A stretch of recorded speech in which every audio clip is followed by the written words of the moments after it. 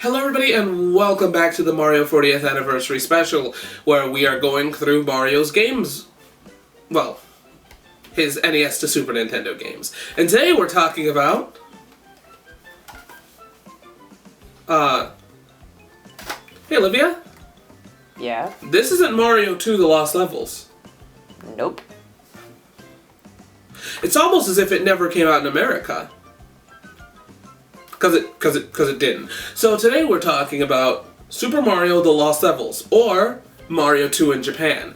I don't have this one. This game has always kind of eluded me, and I've just never really had the time to just go out and buy it or order it. And for this video, I just ran out of time. I was going to just to have it for the collection of my Famicom games, but it's not even a Famicom game. But we'll get into that throughout the episode. The real question is it worth playing today? Also, it's on this cartridge, that's why I used it, so let's get on with the review. So to get right down to it, the story of Mario 2 The Lost Levels is very similar to Mario 1, so I'm not really going to sit here and recap it. Instead, I'm just going to do this and say that and move on with the rest of the episode. So with that being said, let's move on to the gameplay. Mario 2 The Lost Levels is a hard game to talk about for me, because my show is talking about accessibility and, older video games, and I feel like what makes this one hard for me to talk about is my lack of skill when it comes to certain games. I feel like I try to talk about every video game in my collection, and ironically enough, this one technically isn't, so I could have skipped it, but I feel like me skipping it doesn't feel right, especially since it is technically Mario 2 for Japan, and wherever else it might have been released. The reason why I'm having such a hard time talking about this game is because I do not have the skill level to 100% appreciate this game. So it may come off as a little bit more negative, but it is kind of the issue. And with that being said, there was a rumor that Americans might not have the skill level, and guess what? If I was the person to tell you, yeah. It's not even the fact that this game is difficult in level design. If you understand classic Mario, it definitely does work, but there's a lot of stuff in this game, like hidden blocks, or even Luigi himself, because he's playable within this game, and he's kind of a pain to work with, but there's stuff like hidden blocks and just some gameplay mechanical choices that are just reasonably difficult. Hell, one of the things that I don't like to normally do is use the rewind feature in these games. I do it, for the episodes, because, if it's there, I might as well. I only have so much time to record these, realistically, so I feel like using the rewind function is something I do for videos. And I do it sometimes for fun, too, because sometimes I just don't want to do it.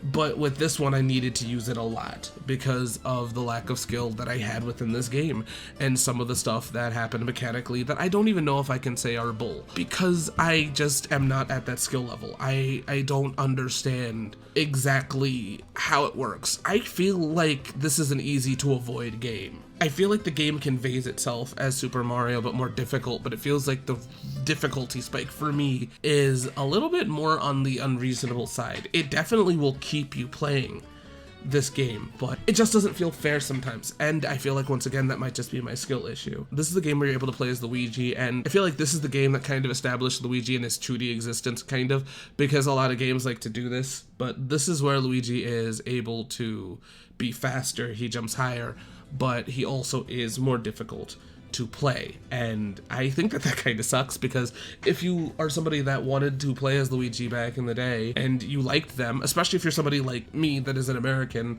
that didn't know that and likes Luigi and didn't know that that was the caveat that came with him, it feels kind of unfair to have that, especially since we never had to deal with that at the time. I didn't, at least. This is an episode that's going to be very me-centric, because I have not talked to very many people that have played this game, and I think that kind of sucks. It's not something that really is bad. It does add to more difficulty, and I feel like that's kind of the name of the game for this one.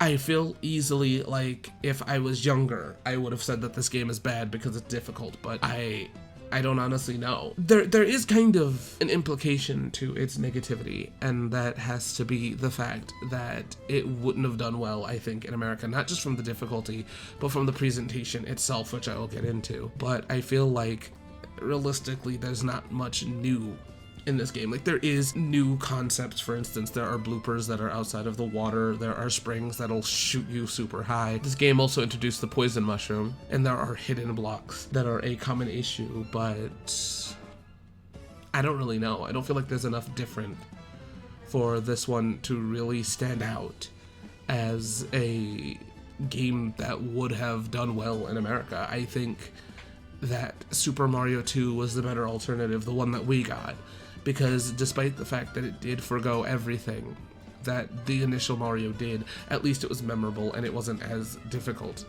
Trust me.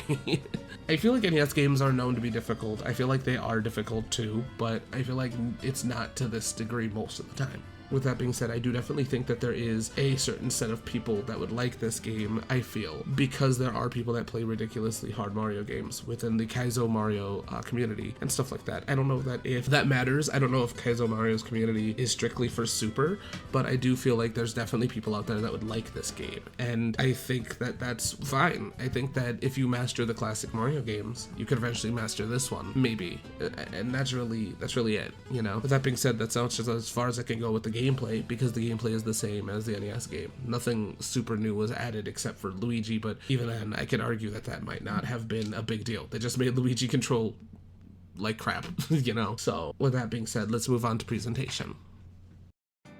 This whole episode is just hard to talk about because I feel odd giving criticism to this game because I gave great praise to the initial version of the game. And that might just be because this game didn't really do much new, technically. There is All Night Mario, but like that's a whole nother thing. And that's not accessible to me without like emulation. And I don't even know if there's an emulation. I'm not even guaranteed on that one. But there probably is, who knows. But I feel odd because I gave this game praise for it being so iconic. And there's nothing wrong with a game doing this, right? There's nothing wrong with a game reusing assets. Actually, some of my favorite games do that. It's just they do more with reusing that asset, such as games like Majora's Mask. That one reuses assets from Ocarina of Time, but it's vastly different than this one. Well, that's not even fair to say, because these are completely two different eras. But either way, I do feel like it's interesting that they didn't really do much, and it might just be because of the timing, who knows. But I feel like this game exists more in its gameplay more than anything else. That's kind of where this game lies. The presentation is definitely the same as Mario. If you appreciate that, it's great. And I think it's cool, technically, to be able to see another Mario game on the console. It's always cool to see them use the assets again, but realistically, there's not much change. There is change, but it's not enough for me to be like, yep, that's it. Like, there's a mushroom platform instead of whatever the first one was. There's more detailed ground, but outside of that, there's not really much more in change from Mario to my knowledge. And I don't think that that's 100% of a problem, but I do think that that would have been a hard sell for back in the day when they had to consider if this game was coming to America or not. I don't even know if they did, but if they did, that might have been one of the issues that they would have had, because it is so similar. And around this time, they really couldn't risk the similarities being an issue. And I feel like I've said this before in one of my videos, but they really couldn't risk that. And so I completely understand maybe why the decision of them not releasing this game in America, that might be the reason. But outside of that, I think the presentation's okay. It's a little disappointing, especially for somebody like me that heard this big rumor of the Mario game that never came to America. You expected it to be a little different, but it wasn't. So with that being said, there's nothing wrong with the presentation. But with that being said, let's move on to accessibility. So we're at an interesting place for the first time due to the fact that this game did not come out in America. So it's interesting to kind of sit here and try to talk about accessibility. This game did eventually come to America, but it just didn't. So there's no NES version of this game. Although there is a Famicom Disk System version of this game. And it's interesting. The Famicom Disk, which is a floppy disk looking kind of thing, it will set you back about $15 to $30. You could pay higher, of course, but I really see this one going for not too much. Realistically, if anything, most likely the shipping will get you. That being said, we have a way more interesting version of this game, called All Night Nippon Super Mario Bros. All Night Nippon Super Mario Bros. Is an officially licensed retool of the Super Mario Bros. Lost Level, also known as Super Mario Bros. 2, featuring remixed levels and different sprites. It was published in 1986 by Nippon Broadcasting Systems, which was part of Fuji Television. Funnily enough, this was the same company that would make Doki Doki Panic, which would be localized as Super Mario Bros. 2 in America and other regions. There's only 3,040 copies that were produced, and to get your hands on one, you had to enter a lottery. There is no real way of playing this game without a Famicom Disk System, and that's a whole nother price in and of itself. The game itself will set you back about $500 to $2,000 normally. This is interesting because me looking for this game, I found a lot more copies of it than I thought it was. I heard that this was an ultra rare game, and it is, mind you, but it's not as rare as I thought it would be. Doing these kind of videos, especially for one that never was localized, it's interesting to see that it's circulating. Now, of course it wasn't localized, and somebody that is me, I would love to be able to play this game without having to get a Famicom. I would love to see if it's on NSO. It might be. Who knows? There might be some kind of licensing issue with that due to the fact that All Night Nippon is still going. So it might not be as easy for Nintendo to re-release, but I'd hope that they'd be able to do that for the NSO market, especially since you can get the Japanese NSO on your Switch or Switch 2, so it wouldn't be too impossible to do. With that being said, we eventually did get Super Mario The Lost Levels, or Mario 2, in America. The way we got our hands on this game was Super Mario All-Stars, which will set you back about $19 to $40, something that I've been continuously saying. It's going to be continuously said. I recorded these out of order. So, with that being said, you can also play the traditional Super Mario Bros. Lost Levels, also known as Mario 2, on the NSO. You can also play this game on the Game & Watch that came out for Mario's 35th anniversary as well. And that's really all I have to say about it. There was probably other ways to play it, but this is all that is to my knowledge. With that being said, let's move on to the goods and the bad. If you're somebody that's like skilled or looking for more of a challenging Mario game at the time, this would have been a game that I feel would have been worth it. That's really all I can say about it, because the difficulty is there, and I think that that's really something that is known about this game. Another good is you can play as Luigi. That's really all I got. I'm sorry, on to the bads.